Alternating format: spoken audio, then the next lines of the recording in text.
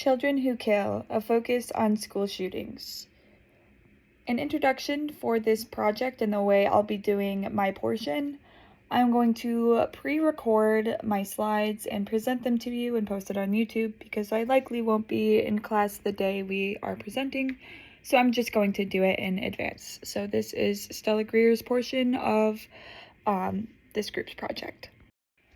The brain function of the kids who do end up killing or murdering somebody.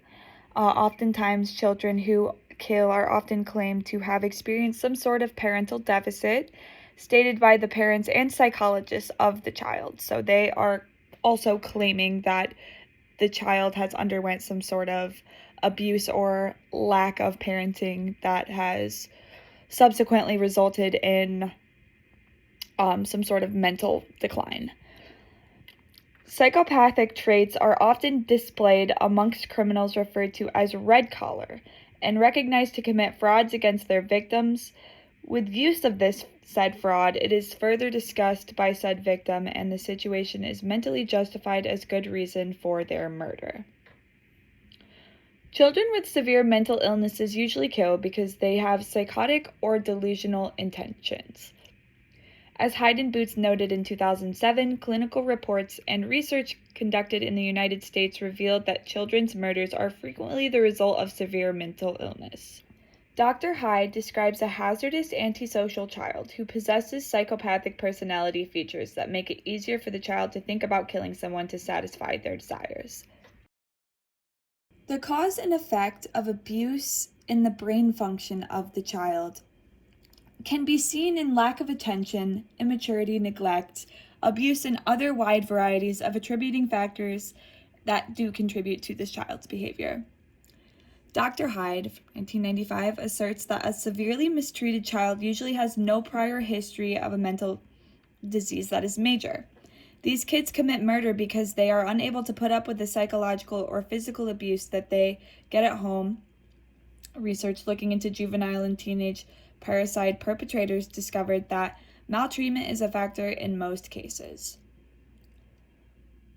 According to Perry and Lichtenwald, in 2007, parents who fail to recognize or appropriately interpret their child's behavior put themselves and their family in jeopardy of psychological harm that might take many forms, including financial, emotional, and even physical. Research to date indicates that the problems are related to the child's belief that murder is a reasonable way to resolve conflicts rather than their feelings of rage or other unresolved emotions. With this mindset being easily overlooked by parents, oftentimes the warning signs are missed. Subsequently, enough time and space may exist for a plan to be executed. How child abuse-driven murders are dealt with / decided upon in court and law. Questions of where the barrier lies for the justification of the murder as understandable but not considerable as self-defense.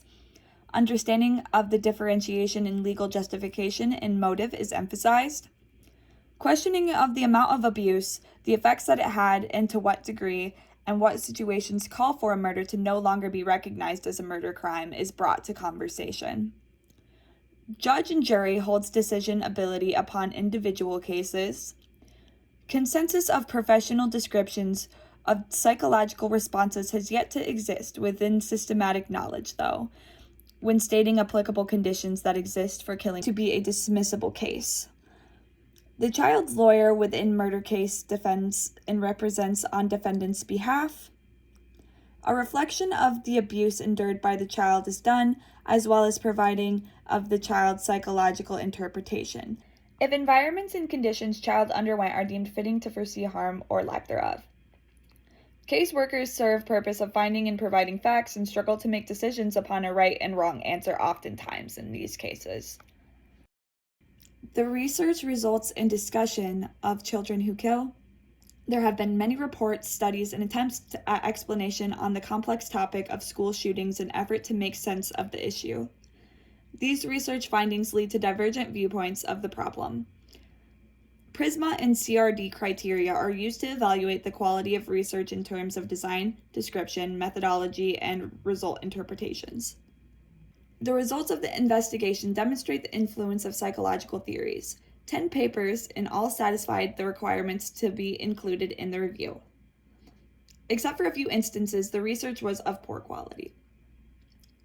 There were just 3 papers with a distinct methodology section. According to 2 out of 10 of the studies, a school shooter was interviewed. Interview of the school shooter and the process. Gathering information, data sources, is one of the interviewer's primary goals and is categorized into 3 groups. 1, being principal, conducting a clinical interview with the offender, witnesses, or survivors. Secondary, academic literature or databases from schools, hospitals, psychiatric, psychological, social, and criminal departments. And information, unapproved websites, and or the media was covered at the tertiary level.